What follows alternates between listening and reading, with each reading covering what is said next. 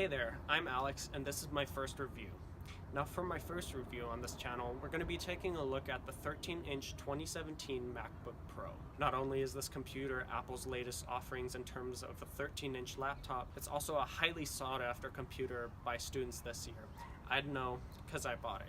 So in terms of specs on this model specifically has a 3.1 GHz dual-core Core i5 processor, which doesn't sound like a lot of power. It'll get the job done and make sure you'll have a smooth experience. I personally have not had any performance issues whatsoever.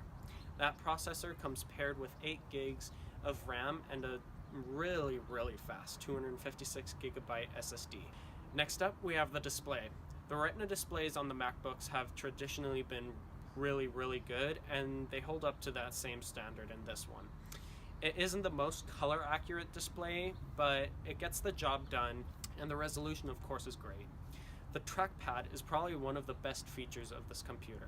Not only is it ginormous, but it also has great tracking, which makes using the computer extremely easy. The trackpad comes with best-in-class palm rejection, so the mouse won't skip around on your page and you won't have any issues with that. The keyboard is really something to get used to if you're used to typing on a mechanical keyboard like I am. This keyboard is going to be a huge transition because there isn't really much key travel at all, but the keys do have a tactile feel, and after a few days of just using it and typing around with it, using any other keyboard is going to feel significantly slower. Placed immediately above the keyboard is the touch bar, which was one of the primary features of the MacBook.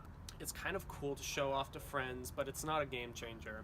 I've learned to use it in select applications. I really like being able to skip around in songs without having to open Spotify. Touch ID is a nice feature, and it seems to be on par with the first-gen Touch ID found on the iPhone SE, iPhone 6, and iPhone 5S. A noticeable delay, but nothing too dramatic. One of the things I wish they would have included with the touch bar was the taptic engine found in the iPhones, as the touch bar really doesn't have any tactical feedback at all, which makes using the touch bar extremely difficult without looking at it. The computer's performance is good.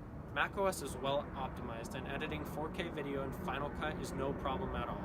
Even juggling multiple heavy-duty apps such as Photoshop, Illustrator, and Final Cut at the same time wasn't a problem.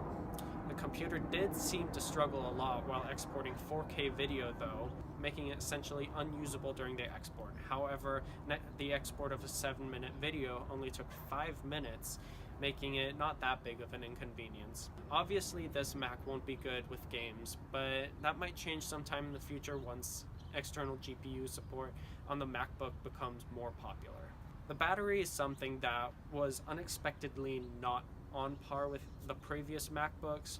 The computer will run through the battery in about 5 to 6 hours, forcing you to take a charging cable with you if you're using this computer for work or extended periods of time. All in all, the 13-inch MacBook Pro 2017 is a great computer with good performance, and it presents itself as a good all-rounder. However, if you can live with just 2 Thunderbolt 3.0 ports, you should definitely get the version without the touch bar to save a good chunk of money. It's a workhorse and will get you through most of the day, but by the 6th or 7th hour, you will be looking for a power outlet. As always, thank you for watching, subscribe to be notified of future releases, and check out the last video. Thank you. Boy, you had it from the start. Had my head, you had my heart. All you're looking for is me.